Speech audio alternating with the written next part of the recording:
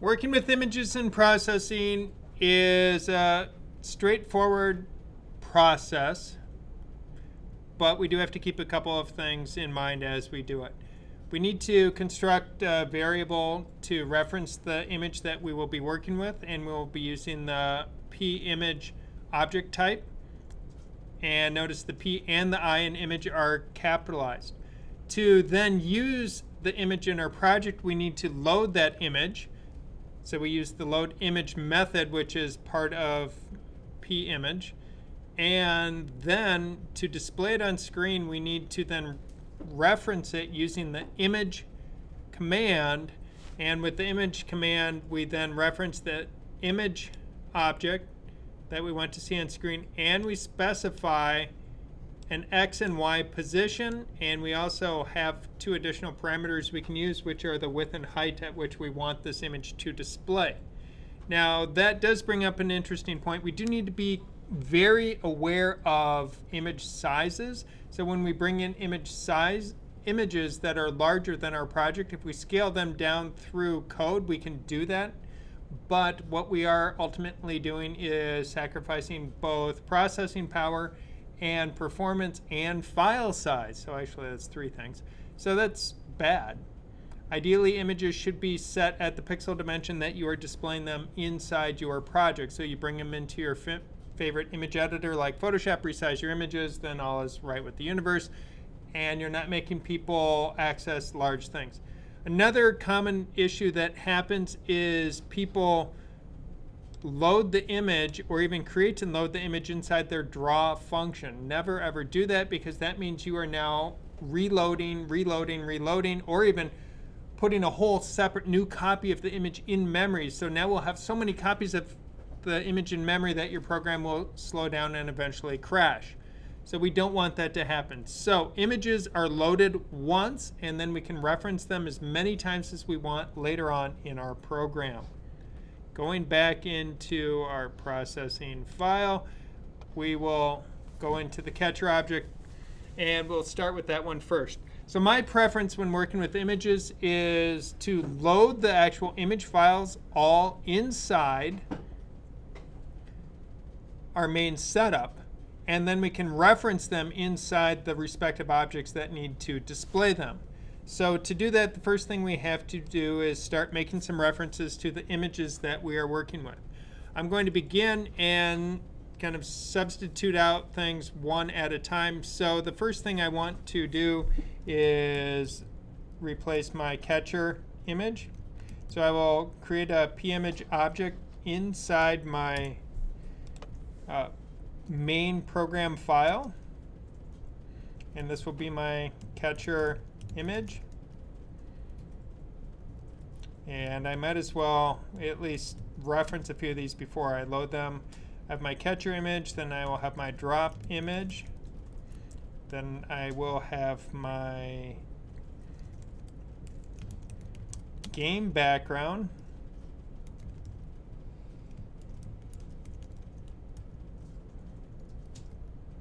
and I will then have my win background.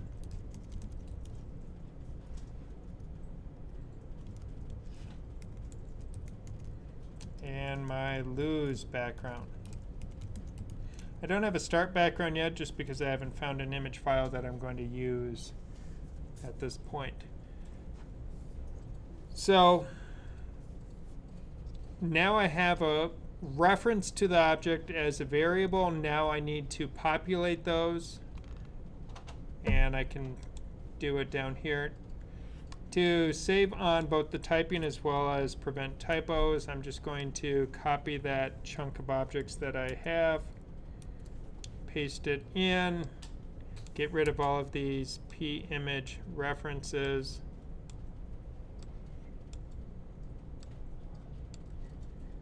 and then so that will be equal to load image, and I specify the image that I am trying to load.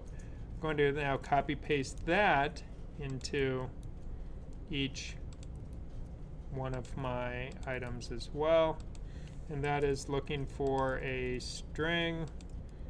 I'll put in empty quotes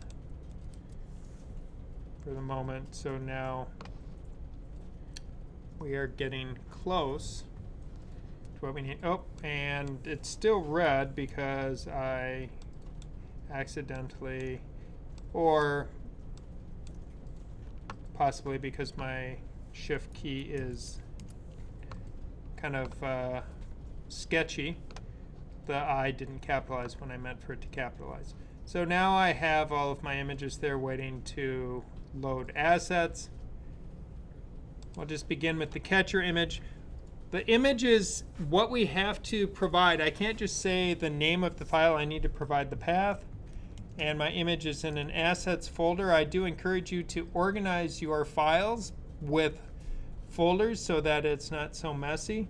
So my catcher image, as I'm going to work with this, it is going to be face.png. So that's the image that I'm using for the catcher. Now if I go over to that, this image is currently of this small child.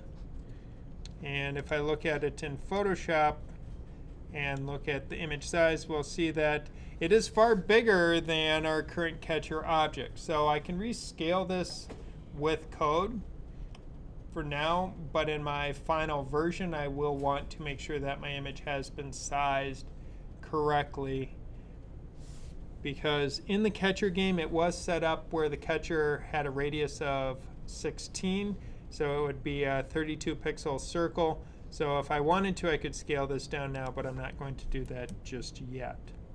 We'll come back to that in a little bit. So that now loads the image for the catcher. That's ready to go. If I run my program here, we'll see that it's freaking out in the red code because it wants to load other images as well. So I can either comment these out, and now we see there's no more images or error messages. Going into the catcher, instead of drawing the circle here, what I'm going to do is use my image command, and I'm going to specify which image. It'll be my catcher image. And now I specify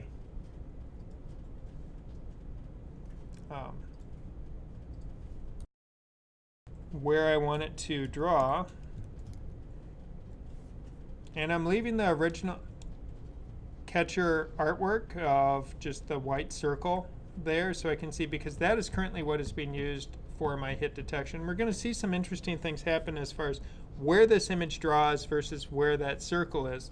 And that's going to tell us we do need to do some shifting of how we draw things versus how we are measuring collision detection. Now if I run the game, we can see that that circle is not lining up quite where we want it to be. To get my game to keep going for a little bit longer, I'm just going to minimize losing here so we can see what's happening. I'll bring that back eventually. So what's happening is the corner of the image where it's drawing this face is in the top left corner of the rectangle. So it's not centered on the mouse. So we need to relocate where that image is in relation to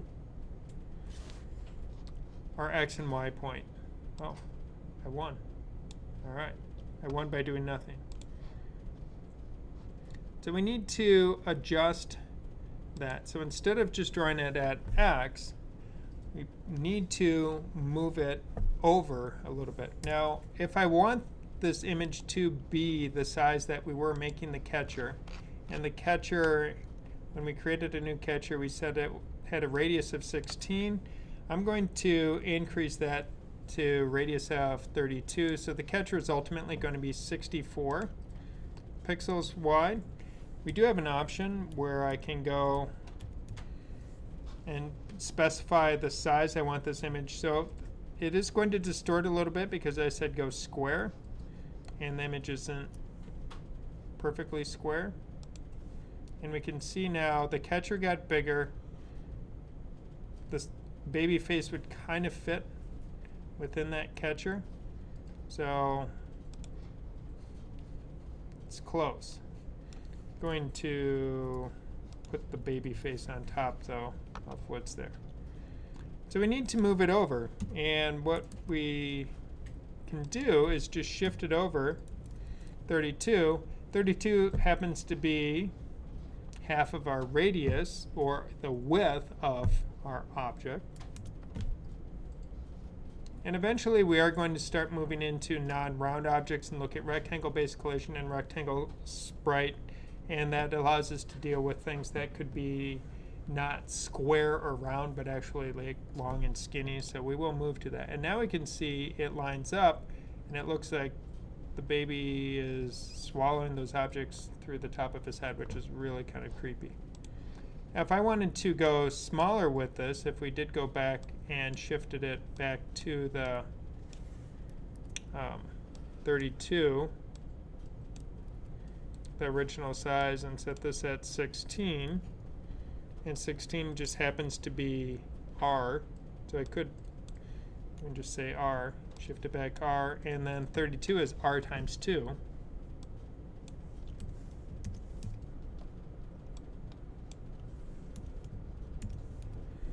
But I believe it's useful in the beginning to actually hard code the numbers in so you understand what the numbers are doing before we just start referencing R and you're like, wait, crap, what was R again? I don't remember.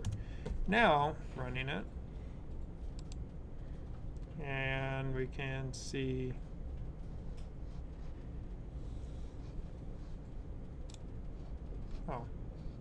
so it's based on R. But now if I were to send in an R at a smaller size, I'll just shrink it down, because that big one seems almost too easy.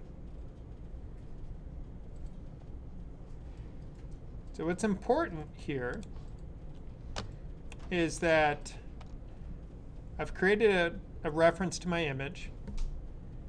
I've loaded the image once, and now I can use that image here in my file.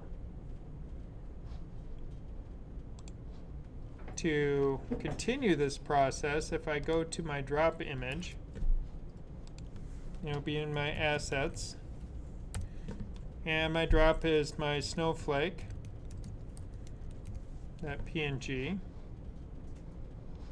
So now we're going to load that image. Now if I go into the drops and under display, now I can simply say image, drop image, x comma y, and let's just see how big it is.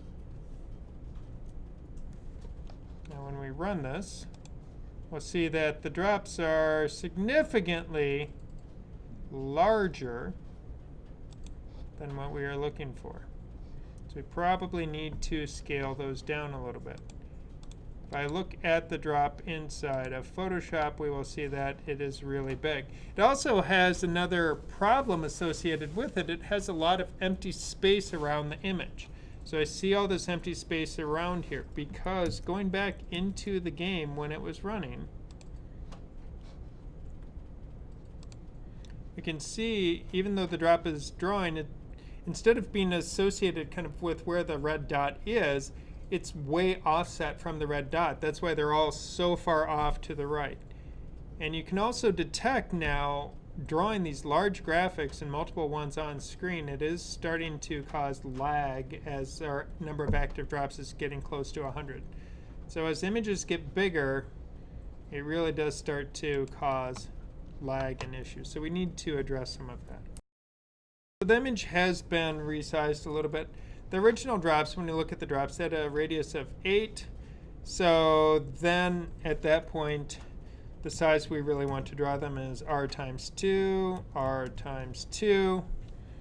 And now if we run the program, we will see that the drops now they're correctly sized, but they're not anchored where they're supposed to be anchored. They are anchored at the center of that circle, again, because we have to offset the drawing And this is one of the key things to keep in mind when you're working with images and coding is we have a registration point for the image, but where we actually draw the artwork doesn't have to be the top left corner. We can shift that artwork over when we draw it so that a registration point for an object can be indeed in the middle. When we do rectangular objects, then we will typically keep the registration point in the top left corner, but we don't have to, but we often will. So now I can see the snowflake is on top of the red circle, and it's lining up. Things are looking much better. It's also, because I'm not drawing huge images and lots of them on screen, we're not really getting a big drop in frame rate occurring, so that was good. Don't think I want the color anymore. I just want to see my drops. And there we go. So now we have my snowflakes coming down. We have this very unhappy child face because it is snowing on the child. So because it is snowing on the child, that means we need to, and during this snow period, we need to have a background. So the game background that I'm going to be working with on mine is going to be hell.png. Put that in, and my lose background, we'll put that in as well for now. And that will be lose.jpg. And the wind background is going to be the beach.jpg, so we might as well do that now at this point.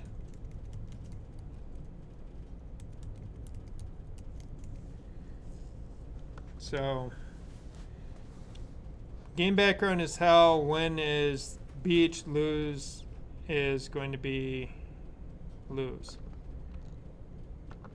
So knowing these items on here, we can go into our game. Our game state is the one that uses clear background. If we go down and find clear background, previously clear background was filling the background with gray, a transparent gray to give that little hint of shadow going on, and then it filled with the whole rectangle. But what we could do instead is I can now just say image, and under clear background this will be game background, and we can put it at 0, 0. Now, none of these images for the backgrounds have been fully or properly resized correctly to fit our game of 800 by 600, so that does still need to happen inside of our imaging program like Photoshop. Now when I play, we can see we get this, so we have, it's snowing in hell. And if we win, those are some seriously evil snowflakes because it's snowing in hell. So if we lose, instead of putting in the green background here, what we can do is do our image, and this is going to be lose background.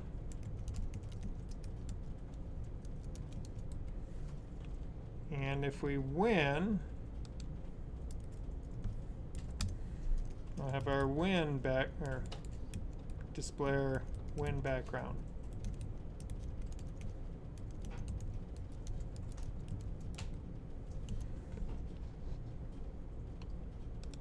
Now let's see if I win. So we've left this snowing in hell, and we're now at our beach, but I can see that the background doesn't quite fit, so the background probably does need to scale up or be properly sized before it's used. Now if I play again, this time I will lose. We'll let some drops hit the bottom. Oh wait, I can't lose. I forgot I disabled that. Let me go bring that back.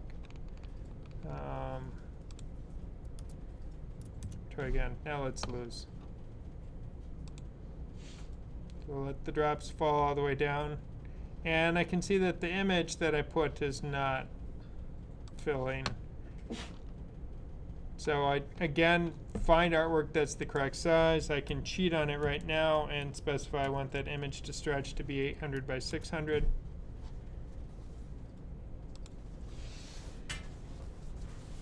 And now we can see it's snowing, and we've been covered in snow, and that really is a white hell.